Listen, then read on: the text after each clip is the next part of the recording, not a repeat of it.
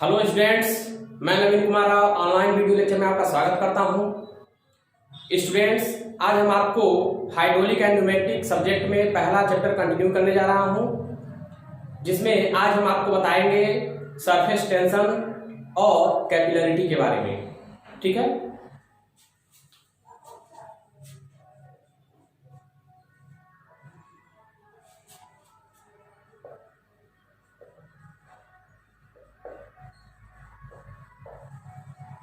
Surface tension, इसको हिंदी में पृष्ठ तनाव भी कहते हैं। ठीक है ना।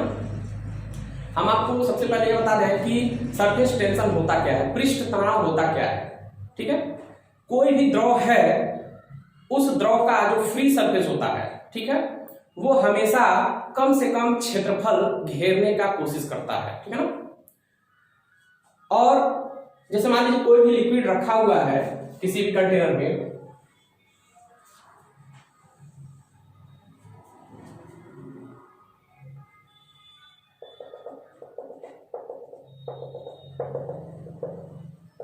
ठीक है। अब जो आप ये लिक्विड का जो देख रहे हैं, ये कंटेनर है, ये लिक्विड कोई भी द्रव भरा हुआ है, इसका जो है ये फ्री सरफेस है। क्या है ये? फ्री सरफेस है। ठीक है ना। जो है ये क्या है? Free surface. जो सबसे ऊपरी वाला जो सरफेस होता है, पृष्ठ होता है, उसी को बोलते हैं फ्री सरफेस। ठीक है ना।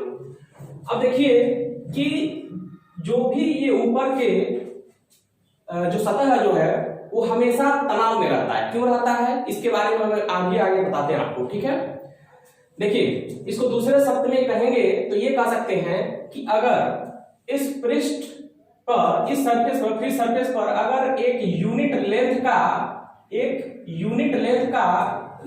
लेंथ ड्रॉ करते हैं, ठीक है, एक यूनिट लेंथ को ड्रॉ करते हैं अगर, तो उस लेंथ के परपेंडिकुलर जो फोर्स लगता है, ठीक है, उसी को बोलते हैं पृष्ठ तनाव बल। ठीक है ना।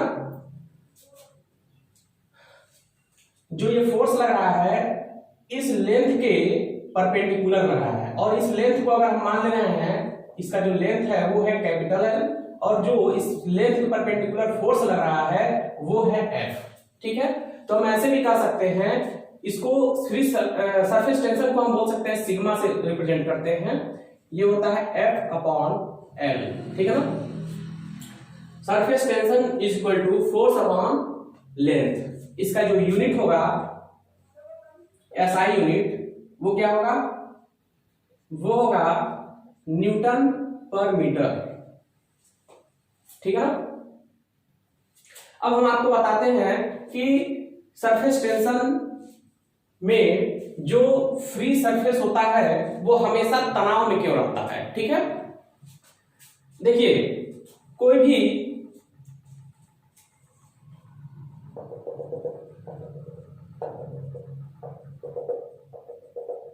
द्रव है, इस पे हम 3 एटम्स को कंसीडर कर ले रहे हैं। जैसे मान लीजिए ये जो है, एक एटम ये है, एक एटम ये है, और एक एटम जो है हमने यहां कंसीडर कर लिया है। ठीक है,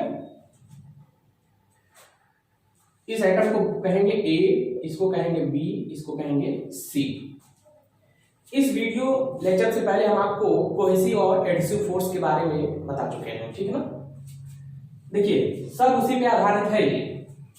जैसे अगर हम एटम A की बात करते हैं तो देखेंगे कि इसके चारों ओर जो भी एटम्स मौजूद हैं उस द्रव के, वो क्या करेंगे? आपस में एक दूसरे को आकर्षित करेंगे। फोर्स ऑफ अट्रैक्शन उन सभी एटम्स के बीच में लगेगा, जिसके वजह से ये जो एटम A है वो साम्य अवस्था में रहेगा। ठीक है ना, साम्य अवस्था में रहेगा, इक्विलिब्रियम कंडीशन में रहेगा।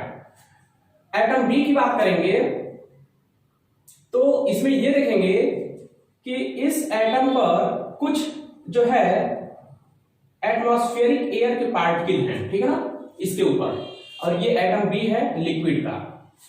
देखेंगे कि ज्यादातर जो भी इसका जो है, ये एटम्स के चारों ओर लगभग जो है उस द्रव के एटम्स हैं, उस लिक्विड के एटम्स हैं, वो क्या करेंगे कि आपस में एक दूसरे को आकर्षित करेंगे, इसको भी खींचेंगे, ठीक है। और जो एयर के पार्टिकल्स इसके सरफेस के ऊपर मौजूद हैं वो क्या करेंगे, वो भी एक दूसरे इसको ये क्या करेंगे, ये एटम जो है इसको ऊपर की ओर खींचने की कोशिश करेंगे।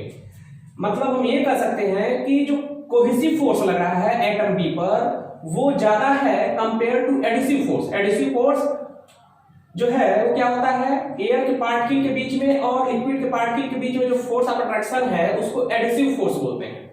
और लिक्विड के पार्टिकल के बीच में और लिक्विड के पार्टिकल के बीच में जो फोर्स ऑफ अट्रैक्शन होता है उसी को बोलते हैं कोहेसिव फोर्स। तो हम कह सकते हैं कि जो कोहेसिव फोर्स है मतलब सेम एटम्स के बीच में जो फोर्स ऑफ अट्रैक्शन लग रहा है वो ज्यादा है कंपेयर टू एडिसिव फोर्स, ठीक है। इस वजह से जो रिजल्टेंट फोर्स होगा वो नीचे की ओर एक्ट करेगा, ठीक है। सेम अगर सी एटम्स की बात करें तो देखेंगे कि ज्यादातर जो है आधा भाग जो है अंदर है, आधा भाग जो है अगर इसको ड्रॉ करें तो एटमॉस्फेयर के अंदर आ जाएगा वो, ठीक है। तो हम देखेंगे कि फोर्स ऑफ अट्रैक्शन एयर के पार्टिकल के बीच में रह रहा है और फोर्स ऑफ अट्रैक्शन इस लिक्विड के पार्टिकल के भी बीच में हो रहा है, ठीक है। कोहेसिव फोर्स इसमें भी ज्यादा होगा कंपेयर टू एडिसिव फोर्स, ठीक है। इस वजह से इसका जो रिजल्टेंट फोर्स होगा वो नीचे की ही ओर होगा, ठीक है। ओवरऑल देखा जाए जितने भी इस फ्री सरफेस पर एटम्स या पार्टिकल्स मौजूद हैं उन सभी पर जो रिजल्टेंट फोर्स लग रहा है वो क्या होगा, परिणामी जो बल लग रहा है वो नीचे की ओर लग रहा है, ठीक है। इसी वजह से ये जो सरफेस होता है हमेशा तनाव में बना रहता है, ठीक है। इसी को बोलते हैं सरफेस टेंशन, ठीक है। सरफेस टेंशन के ही वजह से कोई भी मच्छर होता है वो उसके ऊपर तैरता है, ठीक है। या फिर कोई ऑयल का पार्टिकल है, ऑयल को जब हम वाटर के ऊपर गिराते हैं तो फ्री सरफेस टेंशन के ही वजह से वो ऑयल उसके ऊपर तैरता है, ठीक है। बारिश की बूंद की बात करेंगे तो बारिश की बूंद जो है हमेशा गोल क्यों हो जाता है, सरफेस टेंशन की वजह से, क्योंकि वो कम से कम क्षेत्रफल को घेरने की कोशिश करता है, ठीक है ना। यही होता है सरफेस टेंशन। अब हम आपको बताने जा रहे हैं कैपिलरिटी के बारे में।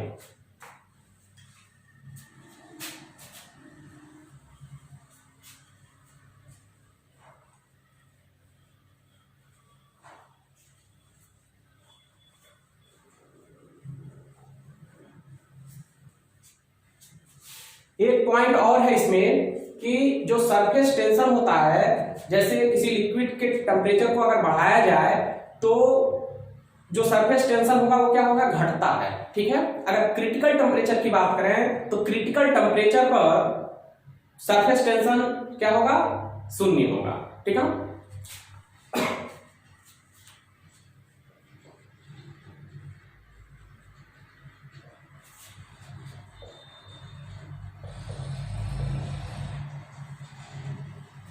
कैपिलरिटी, इसको हिंदी में केशिकत्व कहते हैं, ठीक है। केशिकत्व क्या होता है हम आपको बता दे रहे हैं। आप देखे होंगे कैपिलरी ट्यूब इस तरह से होता है जिसके दोनों एंड ओपन होते हैं, दोनों एंड जो है खुला रहता है, ठीक है ना। ये ग्लास का बना होता है और इसका जो डायमीटर होता है बहुत पतला होता है, इसी को बोलते हैं कैपिलरी ट्यूब। क्या बोलते हैं, कैपिलरी ट्यूब बोलते हैं इसको, ठीक है ना। कैपिलरी ट्यूब का जो दोनों एंड होता है वो क्या होता है, ओपन होता है, खुला हुआ होता है, ठीक है। और इसका डायमीटर जो होता है बहुत कम होता है और ये ग्लास का बना होता है, ठीक है। अब इस कैपिलरी ट्यूब को किसी भी द्रव के अंदर डुबोया जाए तो क्या होगा कि जो लिक्विड होगा इस ट्यूब के अंदर उस द्रव के सतह से या तो ऊपर उठ जाएगा या तो उस द्रव के सतह से नीचे हो जाएगा, ठीक है। इसी फिनोमिना को क्या कहते हैं, कैपिलरिटी बोलते हैं, ठीक है। जैसे अगर हम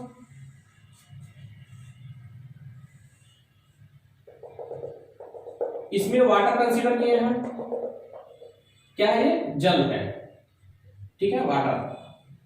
कैपिलरी ट्यूब को अगर इसमें डुबोया जाए इस तरह से तो क्या होगा, इसमें जो होगा कुछ हाइट तक इसमें जल जो है भर जाएगा। मान लीजिए h हाइट तक वो राइज कर गया, इस सतह से h हाइट तक वो राइज कर गया, ठीक है ना। इस फिनोमेना को भी बोलेंगे कैपिलरिटी। और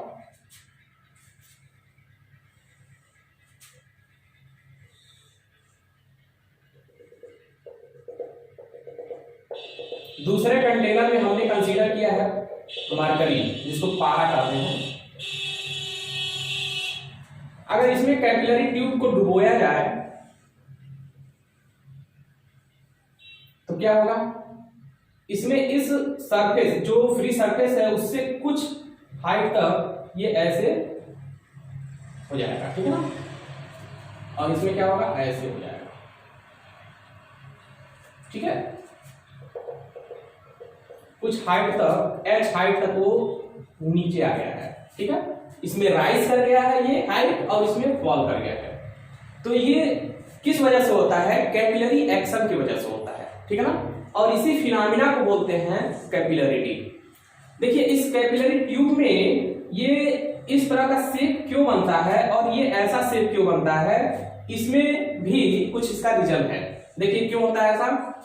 इसमें बात करेंगे कोहेसिव फोर्स का, तो कोहेसिव फोर्स इसमें कम है। कोहेसिव फोर्स का मतलब जो जल है ये, तो वाटर के पार्टिकल के बीच में जो फोर्स ऑफ अट्रैक्शन है वो क्या है, कम है कंपेयर टू इस ग्लास के पार्टिकल और वाटर के पार्टिकल के बीच में जो फोर्स ऑफ अट्रैक्शन लग रहा है, ठीक है ना। जो भी फोर्स ऑफ अट्रैक्शन ग्लास के पार्टिकल और वाटर के पार्टिकल के बीच में लग रहा है वो ज्यादा है इससे जो वाटर के पार्टिकल्स के बीच में जो फोर्स ऑफ अट्रैक्शन लग रहा है, ठीक है ना। इस वजह से जब फोर्स ऑफ अट्रैक्शन इन दोनों के बीच में ज्यादा रहेगा तो धीरे धीरे ये क्या करेंगे, वाटर के पार्टिकल धीरे धीरे अट्रैक्ट होंगे इसके सरफेस से, तो ये धीरे धीरे ऊपर की ओर चढ़ना शुरू कर देते हैं, ठीक है ना, इस तरह से।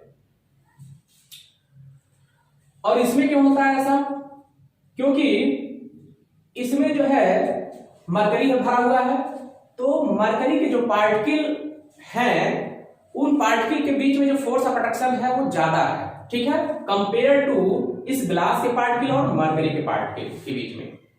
मतलब इसके बीच में जब फोर्स ऑफ अट्रैक्शन ज्यादा लगेगा तो ये क्या करेगा, ये धीरे धीरे इस सरफेस को छोड़ना शुरू कर देगा। इसके बीच जो कैपिलरी ट्यूब का जो पार्टिकल होगा उसके बीच में और पारा के बीच में जो फोर्स ऑफ अट्रैक्शन होगा बहुत कम होगा, इसीलिए इसके सतह को छोड़ना शुरू कर देते हैं। इस वजह से इसका शेप जो है इस तरह से बन जाता है, ठीक है ना। अब इसका एग्जाम्पल ले हम, जैसे मान लीजिए लालटेन होता है, उसमें कपड़े की बत्ती बनी होती है, ठीक है, और फिर उसी को जब जलाया जाता है तो धीरे धीरे जो मिट्टी का तेल होता है उस कपड़े से होते हुए ऊपर की ओर जाता है। क्यों होता है, कैपिलरी एक्शन की ही वजह से होता है। मोमबत्ती देखे होंगे आप, मोमबत्ती जब जलता है तो उसमें भी धागा रहता है, धागा से होते हुए वो ऊपर की ओर जाते रहता है, ठीक है, इसी वजह से वो जलता है, कैपिलरी एक्शन की वजह से। आप नीम का पेन देखे होंगे, नीम का जो है पेन इस तरह से, उसका जो टिप होता है कुछ ऐसे होता है, ठीक है, और यहां पर इस तरह से होगा और एक लाइन इस तरह से ड्रॉ होता है, ठीक है। नीम का जो पेन होता है उसका टिप ऐसे होता है। अब यहाँ जो भी इंक रहता है वो आता है और इसके जो यहाँ पर एक कट लगा हुआ रहता है, इसी कट के माध्यम से वो लिक्विड धीरे धीरे ऊपर की ओर जाने लगते हैं, ठीक है, इसी वजह से वो पेन चलता है। इसका एक और एग्जांपल है, जैसे मान लीजिए बाल्टी में पानी भरा हुआ है और हम तौलिया को जो है उसमें डुबोते हैं, कुछ उस तौलिया का कुछ ही भाग उसमें डुबोते हैं, तो देखते हैं कि लगभग उस सरफेस और ऊपर तक तौलिया भीग जाता है, ठीक है ना। कैसिकत्व की वजह से, कैपिलरी एक्शन की वजह से, कैपिलरिटी की ही वजह से उसके ऊपर का भी भाग, तौलिया के ऊपर का भी भाग जो है भीग जाता है। जैसे मान लीजिए ये बाल्टी है, इसमें तौलिया डालते हैं तो ये तो भीगेगा ही, इसके ऊपर तक का भी भाग भीगने लगता है, ठीक है ना।